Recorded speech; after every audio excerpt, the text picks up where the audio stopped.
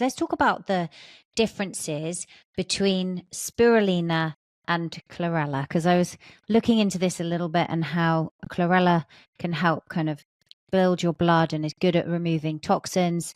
And spirulina, I think you and I were chatting actually about this offline about how it's a really good source of essential fatty acids, but also protein. Yes. People might, lump the two together. Can you just summarize and sort of describe for our audience the differences between spirulina and chlorella? Sure. So spirulina, again, is a blue-green algae, and it is considered a cyanobacteria, so it has no cellulose wall. And the reason why that's important to know is that there's nothing for your body to break down to get access to all the nutrients we're going to talk about and what it does for you. It's 99.9% bioavailable. And what is spirulina's biggest claim to fame? Is that it's energizing. It's energizing to your brain, to your body, to your mitochondria. And that's why we called our spirulina energy bits, because we wanted to help communicate what it does. And it comes in a blue packaging. We have canisters and whatever, because it's a blue-green algae. Although we do have a second spirulina called beauty bits, and I'll explain how that came about. So you get the energy in two ways. One is it has this very high concentration of protein, which is already in amino acid form. It has 18 of the 20 aminos, including the 9 your body can't make. So it's a complete protein. So that's one thing you need to know about. And then it's loaded with B vitamins that convert the aminos into energy in the moment. But more importantly, it has nutrients in it that we'll talk about later on when we get into the mitochondria that feed and protect the mitochondria, because ultimately your energy comes from your mitochondria. They generate what's called cellular energy, and it's known as something called ATP. And ATP is like the electricity that keeps a building functioning. You can't do any work if you don't have any lights on, right? So think of your mitochondria as your lights in your body, which is the building. And not only are they the lights, they're also the electricity that fuels the lights. And as you get older, and we'll talk about this, your mitochondria get damaged and become more dysfunctional, which gives you fewer lights. And as you age, your lights go out, and this is what leads to fatigue and brain fog and weight gain and metabolic issues and sleep disorders, because your mitochondria, your number of your lights are just lowered. And we'll talk about the nutrients that are in spirulina that can turn those lights back on, bring back your mitochondria, and give you literally in your brain first and foremost. So first is the nutrients, the protein, the aminos that can get converted by the B vitamins. But I want to help people understand that it's not a stimulant. Stimulants that give you energy are like sugar, caffeine, and chemicals. And what they do is they speed up molecules, but you get a rush and a crash. It's sort of like putting paper on a fire. When you are taking spirulina, it's not a stimulant. What it's doing is improving the cellular energy. It's like putting a log on the fire. It's very slow, steady burn. And if you took 10 or 20 spirulina and you just sat on your sofa, you might not even notice any energy boost because it's at the cellular level. But if you did a workout, or you were driving, or you were focusing, suddenly you realize your focus was better, that you're not hungry anymore, that you've got a little more pep in your step. ATP, so this is the thing about cellular energy, which is known as ATP. It's not storable. It's used in the moment for whatever it is you're doing. So that's why when you take spirulina, it suddenly generates and speeds up the production of ATP. You have more energy at the cellular level. And therefore, if you're on a run or doing a workout, it is directed to that particular need of your body at that moment.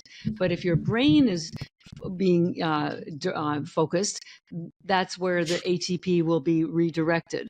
So having And is it more instant when you're chewing these? Is it pretty instant? So, for example, like say someone was driving and they were tired, they could start sort of having them. Yep. If you chew them, they get into your body almost in seconds. This is one of the reasons why I like to chew them, because they get into your bloodstream sublingually, particularly spirulina, because no cellulose bacteria, no cellulose wall. So it gets into your bloodstream and then directed to where it needs to go in, like literally within seconds. With you swallowing it, it takes about 10 minutes maybe for it to truly be deployed and absorbed into your bloodstream. So it's sort of just to help people understand. It's almost bypasses digestion because it gets absorbed so quickly. And that's spirulina. Chlorella does take a little bit longer because it has that hard cellulose wall, and it takes literally an hour for if you swallow it. But I show people this little picture because it helps people understand animal protein is all bound up in amino acids, and it can take your body up to 3 days to break the animal protein down into these aminos so they can be absorbed. And then you have collagen powder that's in these clusters of smaller numbers of aminos called peptides. So they get absorbed faster, but then the algae tablets, both spirulina and chlorella, the aminos are already in individual aminos. So this is why it's such rapid absorption. And to put that in context to help you understand, well, how much do I need to take to equal a serving of animal protein? So let's say a fist size of chicken is about 50 grams of protein. But if you're only absorbing 10% because it took 3 days and you didn't have all the factors and cofactors and you're on medication or you're not digesting properly or absorbing properly, and this happens with a lot of people, that 50 grams of protein converts to only 10%, 10 grams of aminos. So because you've absorbed maybe only 10%. But with spirulina and chlorella, which has 64% protein and all the proteins in individual aminos, and spirulina gets absorbed instantly, when you take 5 grams of protein from the spirulina, you get 5 grams of aminos. It's 1-to-1 conversion because it's absorbed in the moment, and there's no degradation of the protein because it's already in aminos. So it's very efficient protein. By the way, if you're carnivore, this is for you too. A lot of people go carnivore because they have autoimmune, they had digestive issues, leaky gut, which is often caused by lectins and oxalates. Things like kale and spinach, almonds, by the way, have they're sharp proteins, these lectins and oxalates, and can puncture your stomach lining, which cause leakage of food and molecules into your bloodstream, and that can stimulate an autoimmune reaction. Well, algae doesn't have lectins or oxalates. And the reason why is that plants develop these lectins and oxalates as a defense mechanism to protect themselves from bugs and predators because it hurts their stomachs too. Well, algae came from the ocean. It's not a land plant. Never had to develop lectins or oxalates to protect itself. So this is why Dr. Stephen Gundry's had me on his podcast. He has a great book called the Plant Paradox, where he talks about how he's been on the show actually here to talk about it. Yeah, and I love him. I met him about a month ago. I met him a couple of times, but we were all at this Biohack Yourself movie release that I'm in, he's in. But that's one of the reasons why he endorses algae as well, because there's no lectins or oxalates. And when we get to chlorella, I'll talk about the chlorophyll and how important it is. So you can still, and these antioxidants that we're going to talk about with mitochondria, this one called superoxidismutase in particular, it's not found in meat or any animal plants, and in fact, it's not found in any other places. Period.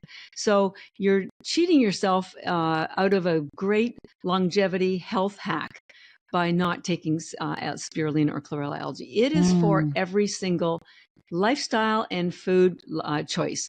Vegan, paleo, there's nothing more ancestral than algae. Carnivore, low carb, ketogenic, zero carbs.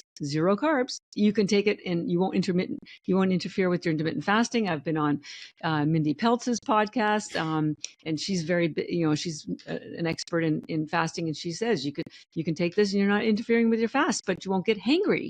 So there is not a single thing that I can think of where this doesn't elevate and improve your whatever it is that you're doing, whether it's your longevity choices, you're improving your skin, improving your sleep, but they do different things. So spirulina is very much the energizing algae, and it's brain food. Why is it brain food? Because it has this nutrient in it called superoxidismutase, which is an antioxidant. We'll get to that when we talk about mitochondria. And guess what? Your brain have the most mitochondria of all of your body parts. Think about it. There are 2 million mitochondria per cell in your brain. And your brain is very sensitive to oxidative stress because it's the highest concentration of fat. Your brain is 20% fat. And so it is very exposed to inflammation, ROS, and damage. And it needs protection. Your mitochondria need protection. in your brain more than anywhere else in your body. And this superoxide dismutase does that for you. The phycocyanin also does that for you. It's proven to protect your telomeres. And when we talk about menopause and perimenopause, you're going to find out, because I've been doing some deep dives on this, who knew that estrogen acts as an antioxidant.